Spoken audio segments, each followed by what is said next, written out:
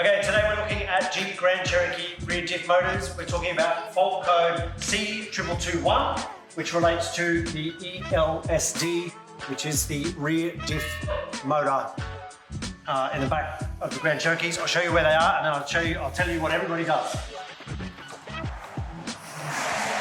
So, it's here on the side of the rear diff, just in front of the prop shaft. Can you see that?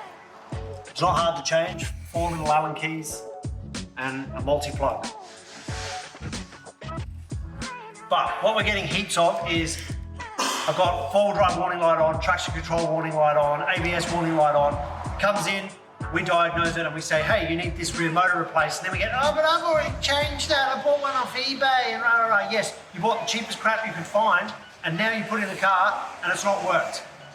Unless you're buying Dorman or genuine Jeep, throw it in the bin, don't bother. If you put an aftermarket one of these in and you within a couple of months got the fault code, the logic that you've got of, I've already replaced it, it can't be that, is flawed. Throw your Chinese rubbish in the bin and get a Dorman or a genuine Jeep. Yes, they're expensive. You're driving a Grand Cherokee, what do you want? Put the right thing in there once, you'll never have to do it again.